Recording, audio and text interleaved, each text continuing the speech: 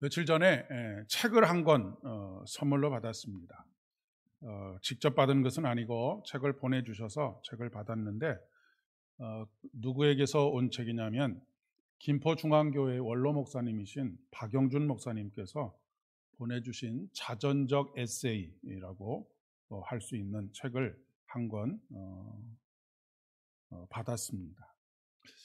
우리 박영준 목사님은 김포 통진 출신이신데 6.25가 끝나고 참 그 어렵고 격동의 시기에 참 어려운 삶의 자리에서 자신의 삶을 이끌어 오신 그 하나님의 놀라운 은혜를 되돌아보면서 자신이 만나고 경험한 하나님에 대한 이야기들을 아주 담담하게 써내려가고 있었습니다. 책 제목이 뭐냐면 나는 네가 그렇게 될 줄 알았어 라고 하는 책의 제목입니다. 책 속에 그 한 중간 이후에 그 한 꼭지의 책의 제목이기도 한데 전체의 제목이기도 했었습니다. 도대체 이 박영준 목사님의 그 어린 시절에 이분에게서 무엇을 보았길래 그분은 나는 네가 그렇게 될 줄 알았어 라고 그렇게 이야기를 하신 것일까요? 탁월한 어떤 능력을 보았기 때문일까요? 아니면 그의 집안의 배경을 보았기 때문일까요? 그것도 아니라고 한다면 다른 어떤 것, 무엇을 보았길래 이분은 어린 시절에 박영준 목사님을 보면서 지금 이제 회고하면서 나는 네가 그렇게 될 줄 알았다라고 그렇게 이야기를 하셨을까요? 아마도 박영준 목사님의 어린 시절에 함께 하시는 하나님, 교회 손을 이끌려 나가서 그가 만났던 하나님, 그 하나님과 함께 걸어가는 아주 연약하지만 모든 것이 부족하고 궁핍하지만 그 하나님과 함께 가는 삶을 바라보면서 하나님께서 아름답고 크게 쓰시겠구나라고 그렇게 생각했을 것이라고 믿습니다. 만약 이 자리에 계신 여러분이 여러분의 자서전을 쓰신다면 어떤 이야기를 쓰실 수 있고 쓰고 싶으십니까? 자서전이 아니라고 하더라도 자신의 인생을 한 번 정도 정리해 보는 것도 나쁘지 않겠다 생각이 듭니다. 더 좋은 것은 일생을 한번 되돌아보는 것보다 중간중간 한 번씩 우리가 우리의 삶을 되돌아보는 것이 굉장히 필요합니다. 왜냐하면 너무 오랜 세월이 지나가면 잊어버리는 일들도 많이 있기 때문에 주기적으로 한 번씩 자기 자신의 삶을 돌아보는 것이 참 중요합니다. 우리 각자에게는 각자의 삶의 이야기가 있습니다. 다른 사람과 다른 삶의 이야기들이 다 있지요. 그렇기 때문에 그 삶의 이야기들을 자기의 이야기를 정리해 보는 일이 굉장히 중요하다라고 생각합니다. 이러저러한 기회에 여러분들하고 개인적으로 만나서 여러분의 지나온 삶의 이야기를 들을 때가 있습니다. 때때로는 눈물 없이 들을 수 없는 그런 이야기들도 있으시고요. 그 참 어려운 시기에 하나님과 함께 우리가 살아올 수 있었다라고 하는 것이 얼마나 큰 은혜인가라고 하는 것을 다시 한번 깨닫게 됩니다. 만약 하나님과 함께 동행하는 삶이 아니었다고 한다면 우리는 벌써 낙심하고 또 절망하고 넘어지는 일들을 다반사로 경험했을 것이기 때문에 그렇습니다. 그리고 그 넘어진 곳에서 일어나지 못하는 일들이 있었을 것인데 우리의 연약함으로 인해서 우리가 가지지 못한 것으로 인해서 넘어지기는 했어도 다시 일으켜 세워주시는 하나님의 은혜가 지나온 우리의 삶에 있었길래 여기까지 우리가 달려왔구나라고 그렇게 생각이 되어집니다. 오늘 본문은 다윗의 노년에 지어진 시로 그렇게 추정이 되고 있습니다. 자서전적인 시라고 이야기할 수가 있겠죠. 그리고 이 시를 스펄전이라고 하는 목사님은 감사의 회고시라고 그렇게 이름을 붙이기도 했습니다. 오늘 본문에 나오는 이 시편은 사무엘하 22장에 그대로 나와 있는 같은 내용이 거의 한 90% 이상이 같은 내용이 나와 있기도 합니다. 다윗은 자신에게 있어서 하나님이 어떤 하나님이신지를 노래하고 있습니다. 1절부터 3절까지는 하나님은 내게 어떤 분이시다라고 하는 것을 노래하고 있고, 4절부터 마지막 절까지는 내가 왜 하나님을 이런 하나님으로 한 8가지로 고백하고 있는데 왜 이런 하나님이라고 고백하는지에 대해서 자신의 삶의 이야기를 4절부터 쭉 기록해 가고 있습니다. 그런데 다윗은 자신에게 하나님이 어떤 하나님이신지를 이야기하면서 이 모든 삶은 내가 받아야 할 영광이 아니고 내가 왕위에 오르고 또 전쟁에서 항상 승리하는 이 모든 것들이 나로 말미암는 것이 아니라 오직 하나님으로부터 말미암은 것이다 라고 하는 것을 고백하고 있습니다.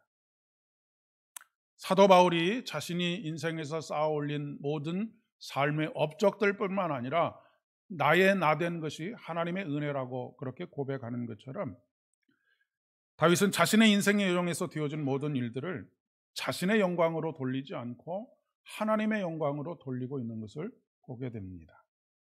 오늘 이 시편 18편 1절부터 끝절까지 계속해서 반복되고 있는 단어가 한 가지 있는데 나라고 하는 단어입니다. 나의 힘이 되신 여호와여 내가 주님을 사랑합니다 라고 하는 고백을 하고 있습니다. 그러면서 여호와는 나의 반석이시요 나의 요새이시요 나를 건지시는 이시요 나의 하나님이시니 내가 그 안에 피할 바위시요 나의 방패시요 나의 구원의 뿌리시요 나의 산성이시로다 라고 그렇게 노래하고 있는 것을 보게 됩니다. 끊임없이 반복해서 나의 내가 라고 하는 것을 반복하고 있습니다. 보통 이제 책을 보면 혼자 쓴 책은 그냥 저자 아무개라고 써 있고요. 여러 사람이 집필한 책을 한 권으로 모아두면 그것을 공저라고 합니다. 아무개 왜 누구 이렇게 하지요. 그리고 또 하나는 편저라고 하는 것이 있습니다.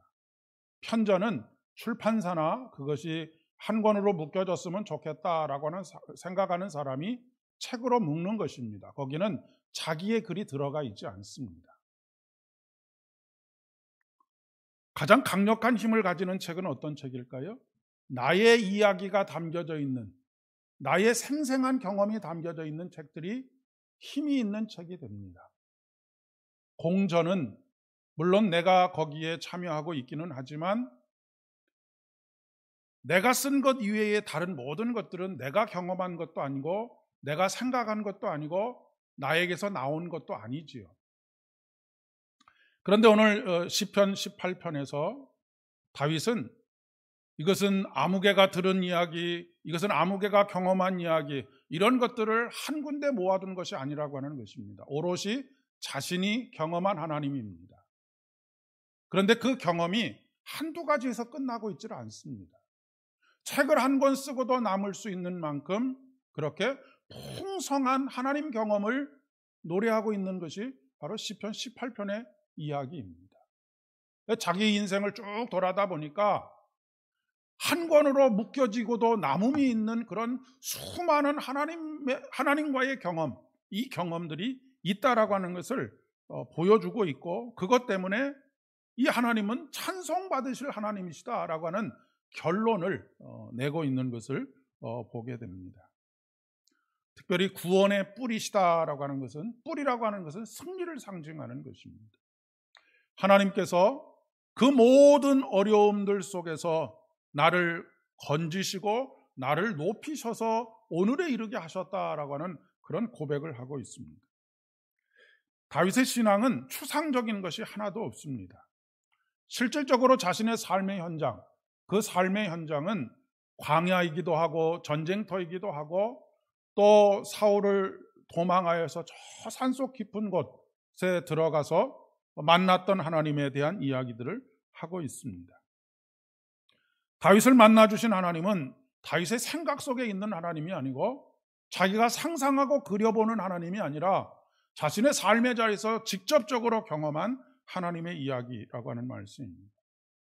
제가 오늘 예배를 11시 예배를 올라오기 전에 찬양대에 들어가서 기도하면서 그런 내용의 기도를 했습니다. 오늘 드리는 이 찬양이 찬양대원은 한 분 한 분의 삶의 이야기가 담겨져 있는 찬양이 되었으면 좋겠습니다. 하나님 그런 찬양되게 해주십시오라고 그렇게 기도하고 올라왔습니다. 그렇습니다. 우리가 다른 사람이 작곡하고 다른 사람이 작사한 찬양을 그대로 그냥 연습해서 찬양할 수 있습니다. 그러나 이 고백이 다른 사람의 고백인 것과 동시에 작사를 한 사람의 고백인 것과 동시에 내가 내 삶에서 경험한 고백을 찬양으로 올려드리는 것과는 현격한 차이가 있을 수밖에 없는 것이죠. 나의 고백이 담겨져 있는 찬양을 하나님 앞에 올려드릴 때 모든 회중들이 함께 감동하게 되고 함께 은혜를 받게 되고 함께 위로를 고백할 수 있게 되는 것이 아니겠습니까? 오늘 오전에 이광희 선교사님께서 한 4곡 정도 찬양을 해주셨는데, 사실 이광희 선교사님은 소위 말해서 가방끈도 굉장히 짧으시고 한 번도 음악을 배워본 적이 없으신 분입니다. 그런데 어린 시절부터 자신을 만나 주셨던 그 하나님에 대한 경험이 있기 때문에 그분이 찬양하는 가사 한마디 한마디에 힘이 실려 있는 것이고 그것이 사람들을 감동시키는 찬양이 되고 있다라고 그렇게 믿습니다. 다윗을 만나주신 하나님은 생각 속에 계시는 것이 아니라 살아계신 하나님, 역사하시는 하나님이십니다. 다윗을 위해서 일하시는 하나님이시고 다윗이 가는 곳마다 이기게 하시는 하나님이십니다. 사무엘 하에 보면 뭐라고 다윗의 인생을, 전쟁터에서의 다윗의 인생을 한마디로 표현하고 있느냐면 다윗이 가는 곳마다 하나님께서 이기게 하셨다라고 하는 말씀을 하고 계십니다. 근데 여기서 중요한 것 한 가지는 다윗은 욕망에 따라서 살고 있었던 것이 아니고 하나님의 기름 부으심 받음을 받은 종으로서의 인생을 살아갔다라고 하는 것에 강조점이 있습니다. 그는 목표지향적인 사람이 아니었습니다. 왕이 되기 위한 목표를 가지고 수단과 방법을 가리지 않고 그 위에 올라가려고 애썼던 사람이 아닙니다. 하나님께서 그를 왕으로 만드셨습니다. 그리고 다윗은 하나님께서 그를 왕의 자리에 올리실 때까지 약 15년에서 20년의 시간을 기다렸습니다. 자기가 올라가려고 몸부림을 쳤던 것이 아니고 하나님께서 올려주실 때까지 기다렸다라고 하는 것입니다. 이 두 가지의 가장 극명한 차이점이 무엇이겠습니까? 자기가 왕 위에 올라가려고 몸부림을 쳤다면 그것은 자신의 업적이 되고 마는 것입니다. 하지만 하나님께서 그를 올려주실 때까지 기다렸다라고 하는 것은 그의 모든 15년, 20년의 인생의 여정이 하나님과 함께하는 여정이었고 오늘 그가 노래하고 있는 것처럼 여호와 하나님께서 나의 힘이 되신다라고 하는 고백이 진실한 고백이다라고 하는 것을 우리가 깨달을 수 있는 것이죠. 우리의 삶도 마찬가지입니다. 우리의 기도를 들으시고 응답하시는 하나님께서 때때로 우리의 기도에 응답하지 않으실 때가 있습니다.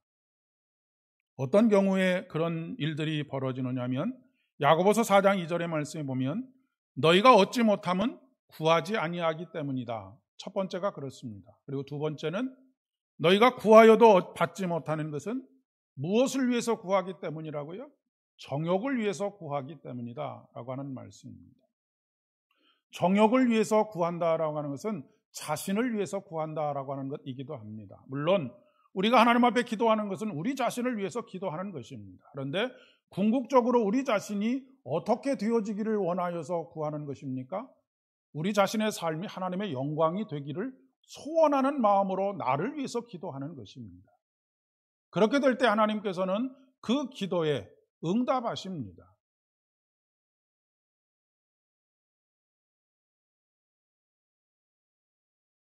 기름 부음 받은 종으로서 파란만장한 삶을 살았던 다윗은 오히려 그 고난의 현장에서 하나님을 만나는, 하나님을 경험하는 기회를 얻었던 것입니다. 다윗은 나의 힘이 되신 여호와여라고 고백하고 있습니다. 이 고백은 앞서서 제가 설교 때마다 수차례 강조하는 내게 능력 주시는 자에서 내가 모든 일을 할 수 있다라고 하는 고백과 일맥상통합니다. 내 힘과 능력으로서가 아니라 내게 능력 주시는 그분이 내 안에서 일하심으로, 하나님께서 일하심으로 내가 모든 일을 할 수 있게 되었다. 하나님께서 이루신 일들을 내가 받아들이게 되었다라고 하는 그런 의미입니다. 분명한 것은 구원은 하나님께로부터 오는 것입니다. 이것이 우리의 소망의 근거가 되는 것이죠. 구원의 근거를 나로부터 찾으라고 한다면 우리는 소망의 근거를 찾을 수가 없습니다. 우리가 흔히 밥심으로 산다라고 하는 말을 하지 않습니까? 밥심으로 산다라고 하는 것은 밥이 우리가 살아가는 힘이 된다라고 하는 그런 의미입니다. 여러분은 어떤 힘으로 살고 계십니까? 어떤 사람은 배워야지만 살 수 있다라고 해서 모든 것을 다 배움에 투자하는 사람이 있습니다. 어떤 사람은 부모의 재력을 힘 삼아서 그렇게 살아가는 사람도 있습니다. 어떤 사람은 성실을 자기의 무기로 삼아서 살아가는 사람도 있습니다. 어떤 사람은 끊임없는 도전 정신으로 그의 인생을 끌어가는 사람도 있습니다. 그리고 그 힘으로 살기 위해서 그런 힘을 길러내기도 하고 또 그 힘으로 부단히 노력도 하지요. 우리가 밥심으로 산다라고 했을 때 밥심으로 살기 때문에 먹고 살기 위해서 부단히 노력하지 않습니까? 열심히 공부도 하고요. 그리고 돈을 모으기도 합니다. 인생에 성공한 사람들이 나는 이런 힘으로 살아와서 이렇게 성공했다라고 말을 하곤 합니다. 그런데 앞서 말씀드렸던 모든 것들은 다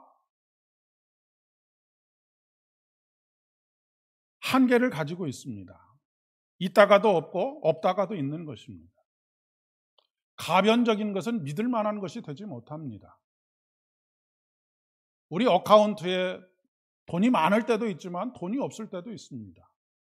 재력으로 살아가는 사람은 돈이 없을 때는 살아갈 수가 없습니다.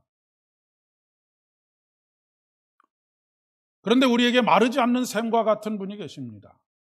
우리에게 마르지 않는 은혜를 공급해 주시는 분이십니다.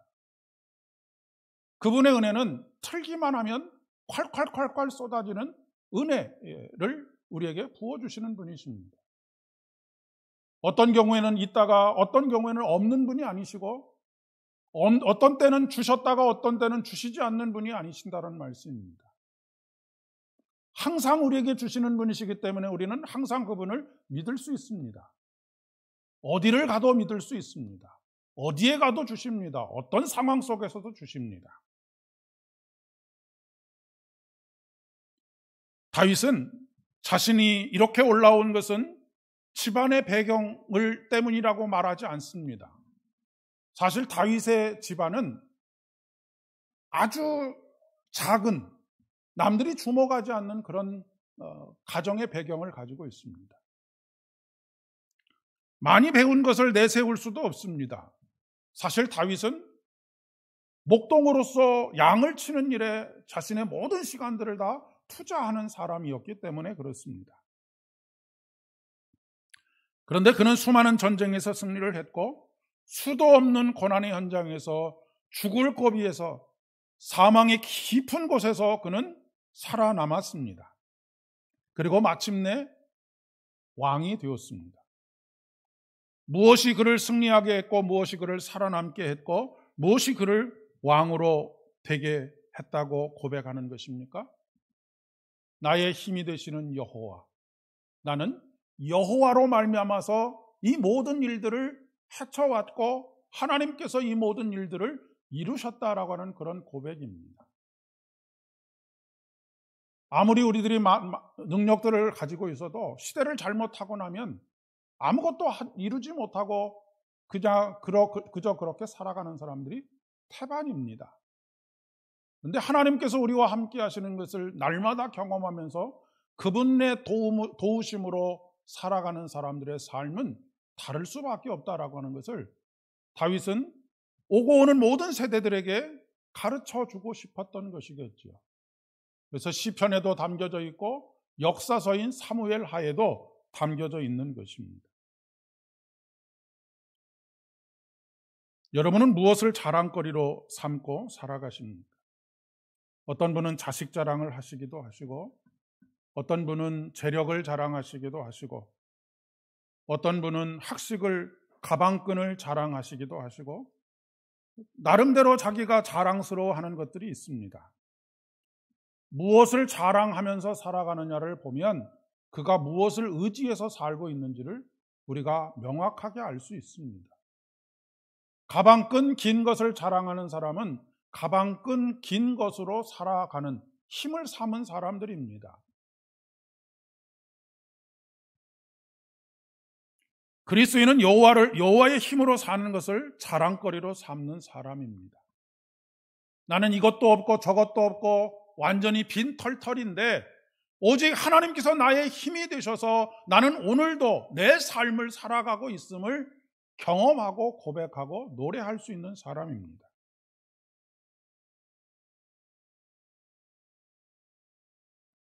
그렇기 때문에 우리에게 정말로 필요한 것은 나의 힘이 되시는 그분을 사슴이 시냇물을 찾기에 갈급함과 같이 오늘 우리들도 그분을 찾기에 갈급한 인생을 살아가야 한다라고 하는 것입니다. 다윗은 그 하나님을 만나게 되었고 그 하나님을 사랑하게 되었습니다.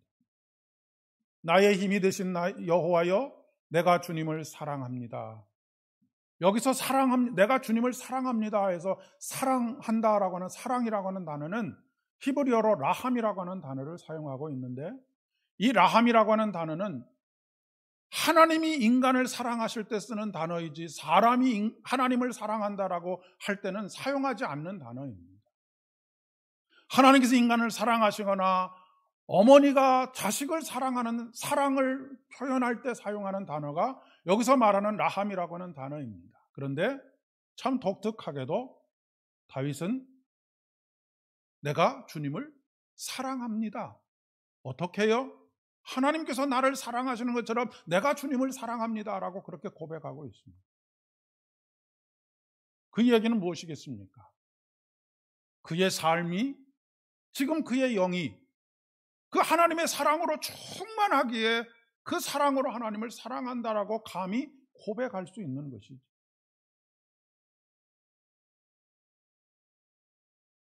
이런 사랑을 받고 있는 사람은 어떤 순간에도 소망을 잃지 않습니다.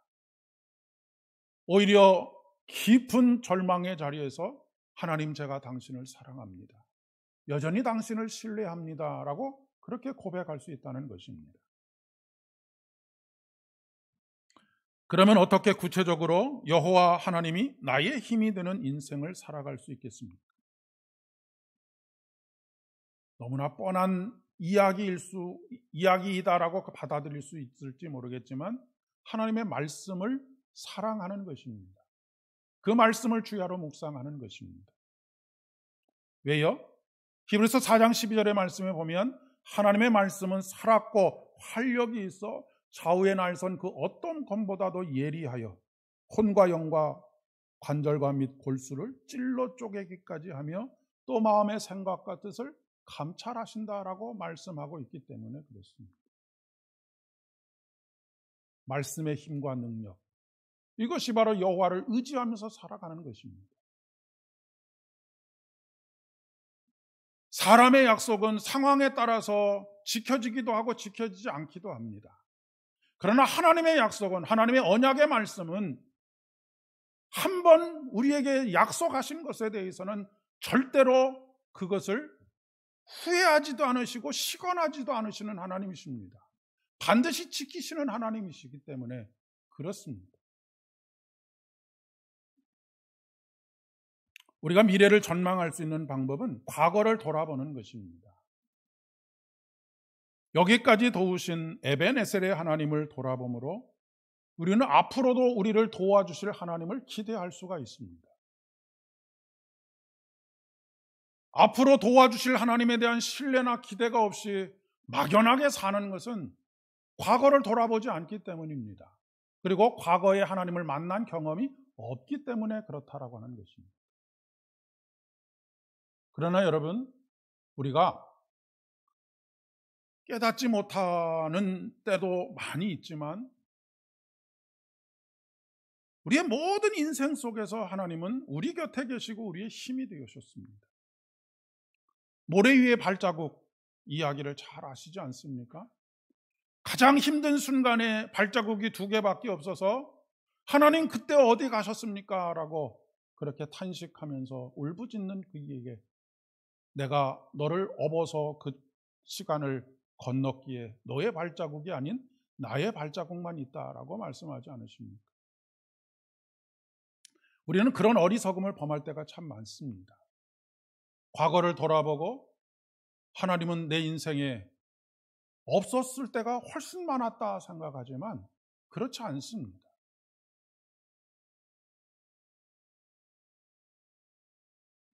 앞서서 말씀드린 것처럼 우리는 시시때때로 우리의 인생을 회고해 볼 줄 알아야 합니다. 그리고 잊고 살았던 지난 시간들에 하나님의 임재와 현존을 기억해내야 합니다. 그것을 기억해내게 하시는 분이 누구시냐면 우리를 깨닫게 하시는 성령의 역할입니다.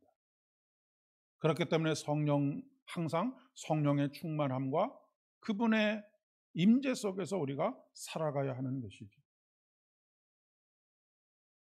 이번 한 주간도 여호와 하나님을 여러분의 힘으로 삼고 살아가시는, 여호와 하나님만을 여러분의 힘으로 삼고 살아가시는 복된 날 되실 수 있기를 바랍니다. 더 깊이 만나시고 그래서 더 깊이 사랑하시는 한 주간 되시기를 바랍니다. 그래서 베드로에게 네가 나를 아가페로 사랑하느냐라고 물으셨을 때 베드로가 아닙니다. 하나님, 저는 필레오의 사랑으로밖에 주님을 사랑할 수 없습니다 라고 대답했던 베드로보다 한 걸음 더 나아가서 그렇습니다. 하나님, 당신이 나를 사랑하신 것처럼 저도 당신을 사랑합니다 라고 그렇게 고백할 수 있는 저와 여러분 되실 수 있기를 진심으로 축복합니다. 기도하겠습니다. 은혜가 풍성하신 참 좋으신 아버지 하나님, 감사드립니다.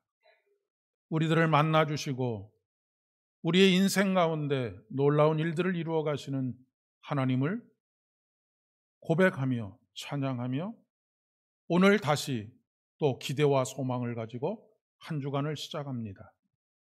하나님, 이번 한 주간에 우리의 모든 발걸음들 속에서 우리를 만나주시고 우리를 승리케 하시고 구원해 주시고 구원의 뿔을